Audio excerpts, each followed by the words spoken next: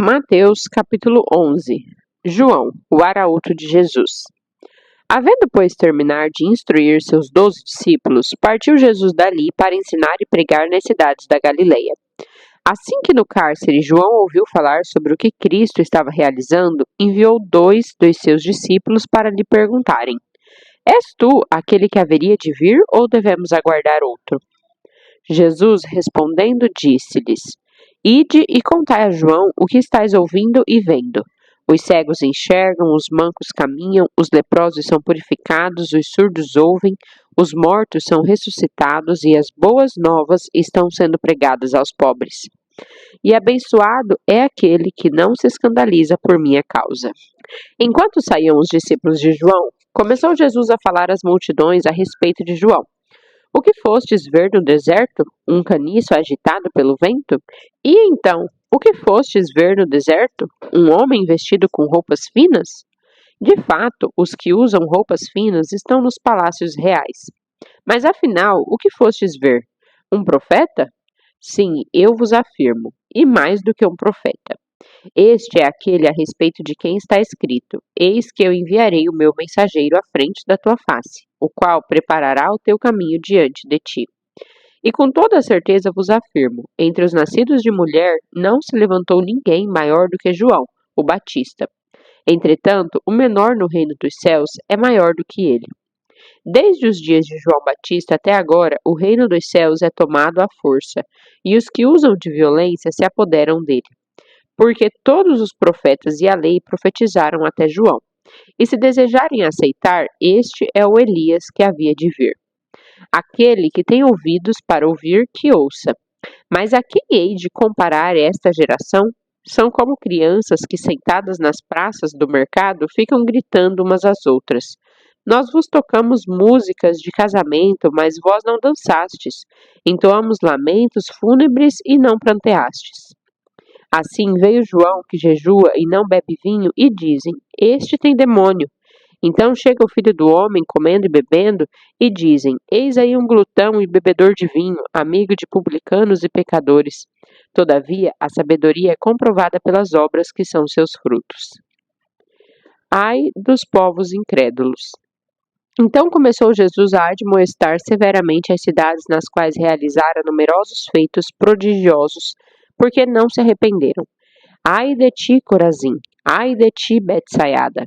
Porque se os milagres que entre vós foram realizados tivessem sido feitos em Tiro e Sidom, há muito que elas se teriam arrependido, vestindo roupas de saco e cobrindo-se de cinzas.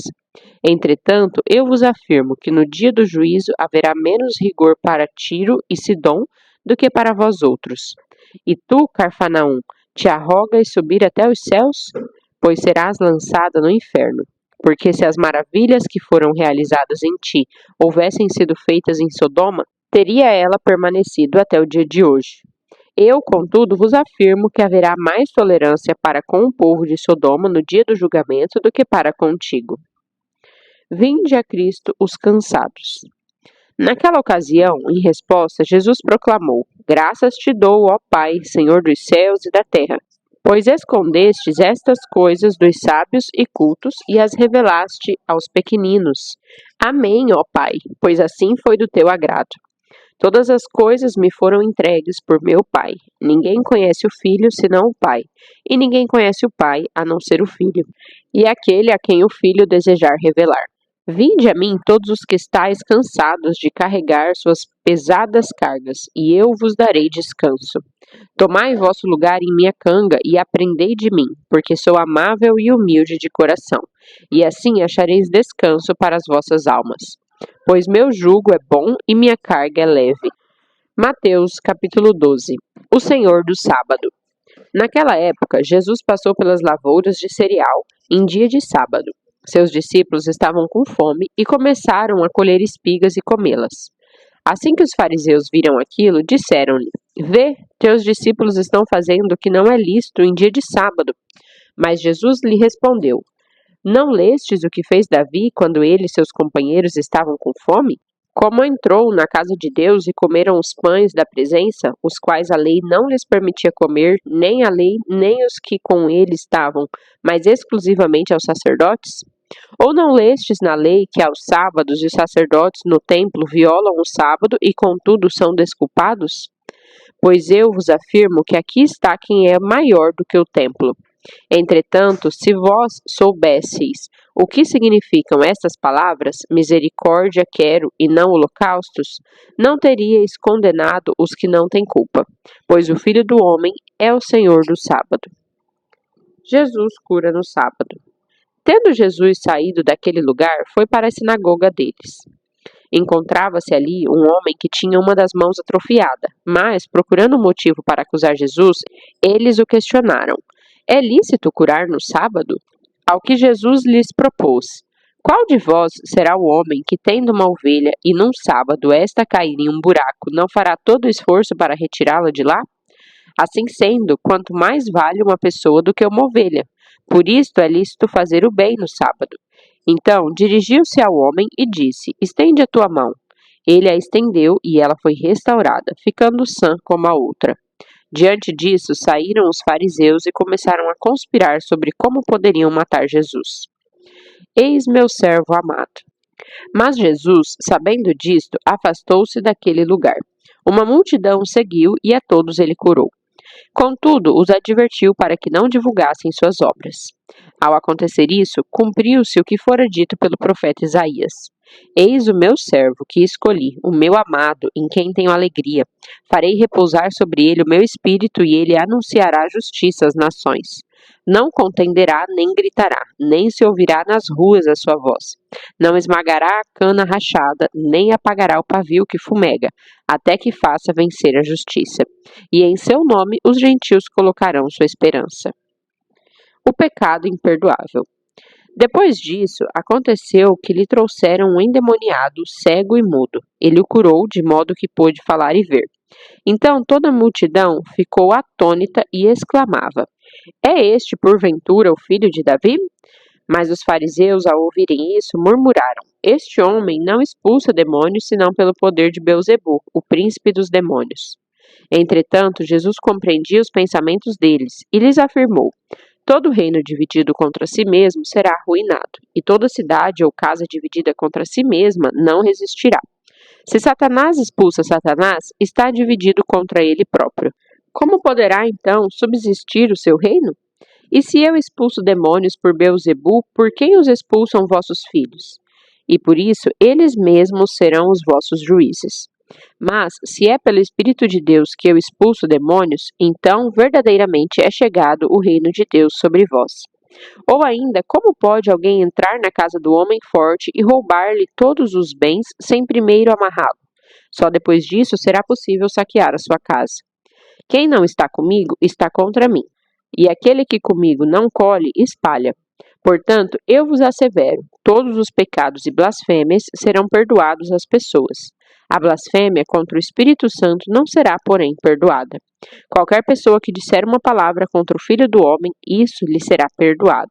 Porém, se alguém falar contra o Espírito Santo, não lhe será isto perdoado, nem nesta época, nem no tempo futuro.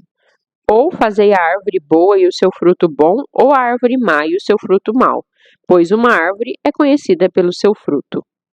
Raça de víboras, como podeis falar coisas boas sendo maus? Pois a boca fala do que está cheio o coração. Uma boa pessoa tira do seu bom tesouro coisas boas, mas a má pessoa tira do seu tesouro mau coisas más. Por isso vos afirmo que de toda palavra fútil que as pessoas disserem, dela deverão prestar conta no dia do juízo. Porque pelas tuas palavras será absolvido e pelas tuas palavras serás condenado. O sinal da ressurreição. Então, alguns dos mestres da lei e fariseus lhe pediram: Mestre, queremos ver da tua parte algum milagre. Ao que Jesus respondeu: uma geração perversa e adúltera pede um sinal miraculoso. Todavia, nenhum sinal lhe será dado, exceto o sinal miraculoso do profeta Jonas. Portanto, assim como esteve Jonas 3 dias e 3 noites no ventre de um grande peixe, assim o Filho do Homem estará 3 dias e 3 noites no coração da terra. O povo de Nínive se levantará no dia do juízo com esta geração e a condenará, pois eles se arrependeram com a pregação de Jonas. E eis que aqui está quem é maior do que Jonas. A rainha do sul se levantará no juízo com essa geração e a condenará, pois ela veio dos confins da terra para conhecer os sábios ensinamentos de Salomão. E eis que aqui está quem é maior do que Salomão. Quando um espírito imundo sai de uma pessoa, passa por lugares áridos procurando descanso, mas não encontra onde repousar. Então diz: voltarei para a minha casa onde saí. E retornando, encontra a casa desocupada, varrida e arrumada. Diante disso, vai e leva consigo outros 7 espíritos, piores do que ele, e entrando, passam a morar ali. E o estado final daquela pessoa torna-se pior do que o primeiro. Assim também ocorrerá com esta geração má. A mãe e os irmãos de Jesus. Enquanto Jesus estava pregando a grande multidão, do lado de fora, sua mãe e seus irmãos procuravam falar com ele. Então alguém o avisou: tua mãe e teus irmãos estão lá fora e desejam falar-te. Jesus, entretanto, respondeu ao que lhe trouxera a informação: quem é minha mãe e quem são os meus irmãos? E estendendo a mão na direção dos discípulos, afirmou: eis minha mãe e meus irmãos. Pois todo aquele que faz a vontade do meu Pai que está nos céus, este é meu irmão, minha irmã e minha mãe. Mateus, capítulo 13. A parábola do semeador. Naquele mesmo dia, Jesus saiu de casa e foi assentar-se à beira-mar. Uma grande multidão reuniu-se ao seu redor e, por esse motivo, entrou num barco e assentou-se. E todo o povo estava em pé na praia. Jesus ensinou-lhes então muitas coisas por meio de parábolas, como esta. Eis que um semeador saiu para semear. Enquanto realizava a semeadura, parte dela caiu à beira do caminho e, vindo as aves, a devoraram. Outra parte caiu em terreno rochoso, onde havia uma fina camada de terra, e logo brotou, pois o solo não era profundo. Porém, quando veio o sol, as plantas se queimaram, e por não terem raiz, secaram. Outra parte caiu entre os espinhos, estes, ao crescer, sufocaram as plantas. Contudo, uma parte caiu em boa terra, produzindo generosa colheita, a 100, 60 e 30 por 1. Aquele que tem ouvidos para ouvir, que ouça. O propósito das parábolas. Então os discípulos se aproximaram dele e perguntaram: por que lhes falas por meio de parábolas? Ao que ele respondeu: porque a vós outros foi dado conhecimento dos mistérios do reino dos céus, mas a eles isso não lhes foi concedido. Pois a quem tem, mais se lhe dará, e a terá em abundância. Mas ao que quase não tem, até o que tem lhe será tirado. Por isso lhes falo por meio de parábolas, porque vendo não enxergam, e escutando não ouvem, muito menos compreendem. Neles se cumpre a profecia de Isaías: ainda que continuamente estejais ouvindo, jamais entendereis. Mesmo que sempre estejais vendo, nunca percebereis. Posto que o coração deste povo está petrificado, de má vontade escutaram com seus ouvidos e fecharam os seus olhos, para evitar que enxerguem com os olhos, ouçam com os ouvidos, compreendam com o coração, convertam-se e sejam por mim curados. Mas abençoados são os vossos olhos, porque enxergam, e os vossos ouvidos, porque ouvem. Pois com certeza vos afirmo que muitos profetas e justos desejaram ver o que vedes, e não viram, e ouvir o que ouves, e não ouviram. Jesus explica essa parábola. Portanto, atentai para o que significa a parábola do semeador. Quando uma pessoa escuta a mensagem do reino, mas não compreende, vem o maligno e arranca o que foi semeado em seu coração. Estas são as sementes que foram semeadas à beira do caminho. O que foi semeado em terreno rochoso, este é o que ouve a palavra e logo a aceita com alegria. Contudo, visto que não tem raiz em si mesmo, resiste por pouco tempo. E quando, por causa da palavra, chegam os problemas e as perseguições, logo perde o ânimo. Quanto ao que foi semeado entre os espinhos, este é aquele que ouve a palavra. Mas as preocupações desta vida e a sedução das riquezas sufocam a mensagem, tornando-a infrutífera. Mas, enfim, o que foi semeado em boa terra é aquele que ouve a palavra e a entende. Este frutifica e produz grande colheita. Alguns 100, outros 60 e ainda outros 30 vezes mais do que foi semeado. O trigo e o joio. Jesus lhes contou outra parábola. O reino dos céus é semelhante a um homem que semeou boa semente em seu campo. Entretanto, quando todos dormiam, chegou o inimigo dele, lançou o joio no meio do trigo e seguiu seu caminho. Assim, quando o trigo brotou e formou espigas, o joio também apareceu. Os servos do dono da plantação foram até ele e perguntaram: Senhor, não semeastes boa semente no teu campo? Então de onde vem o joio? Ele, porém, lhes respondeu: Um inimigo fez isso. Então os servos lhe propuseram: Senhor, queres que vamos e arranquemos o joio? Ao que o Senhor respondeu: Não, pois ao tirar o joio, podereis arrancar juntamente com ele o trigo. Deixai-os, pois, crescer juntos até a safra. E no tempo da colheita direi aos ceifeiros: Primeiro ajuntai o joio e amarrai-o em feixes para ser queimado, mas o trigo recolhei-o no meu celeiro. O grão de mostarda. Outra parábola ainda lhes propôs Jesus, dizendo: O reino dos céus é como um grão de mostarda, que um homem tomou e plantou em seu campo. Embora seja a menor dentre todas as sementes, quando cresce chega a ser a maior das plantas, e se torna uma árvore, de maneira que as aves do céu vêm aninhar-se em seus ramos. O fermento. E contou-lhes mais outra parábola. O reino dos céus é semelhante ao fermento que uma mulher pegou e misturou em 3 medidas de farinha, até que toda a massa ficou levedada. Todas essas coisas falou Jesus à multidão por meio de parábolas, e nada lhes dizia sem usar palavras enigmáticas. E assim cumpriu-se o que fora dito por meio do profeta: Abrirei em parábolas a minha boca, proclamarei coisas ocultas desde a fundação do mundo. Jesus explica a parábola do joio. Então Jesus se despediu da multidão e foi para casa. Seus discípulos aproximaram-se dele e pediram: Explica-nos a parábola do joio na plantação. E Jesus explicou: Aquele que semeou a boa semente é o Filho do homem. O campo é o mundo e a boa semente são os filhos do reino. O joio representa os que pertencem ao maligno. O inimigo que semeou o joio é o diabo. A colheita é o final desta era e os ceifeiros são os anjos. Da mesma maneira que o joio é colhido e jogado ao fogo, assim será no fim desta era. O Filho do Homem mandará os seus anjos, e eles ceifarão do seu reino tudo o que causa tropeço e todos os que praticam o mal. Eles os lançarão na fornalha ardente, e ali haverá pranto e ranger de dentes.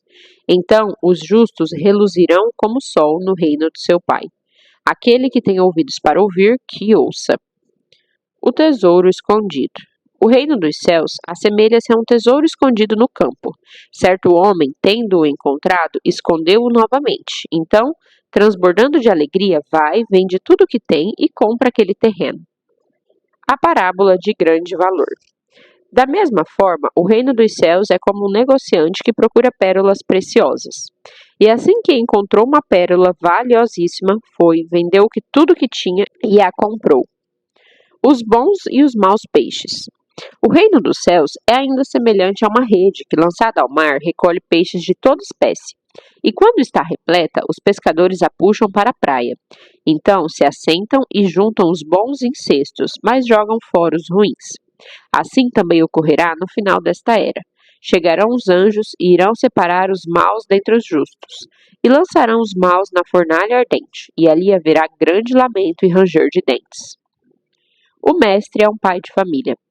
Então lhes perguntou Jesus: Entendestes todas estas parábolas? Ao que eles responderam: Sim, Senhor. E Jesus lhes disse: Portanto, todo mestre da lei, bem esclarecido quanto ao reino dos céus, é semelhante a um pai de família que sabe tirar do seu tesouro coisas novas e coisas velhas. O profeta não é honrado pelos seus. Havendo terminado de contar essas parábolas, retirou-se Jesus dali. Chegando à sua cidade, começou a ensinar o povo na sinagoga, de tal maneira que as pessoas se admiravam e exclamavam: De onde lhe vem tanta sabedoria e estes poderes para realizar milagres? Ora, não é este o filho do carpinteiro? O nome de sua mãe não é Maria e dos seus irmãos Tiago, José, Simão e Judas? Não vivem entre nós todas as suas irmãs? Portanto, de onde obteve todos esses poderes? E ficavam escandalizados por causa dele.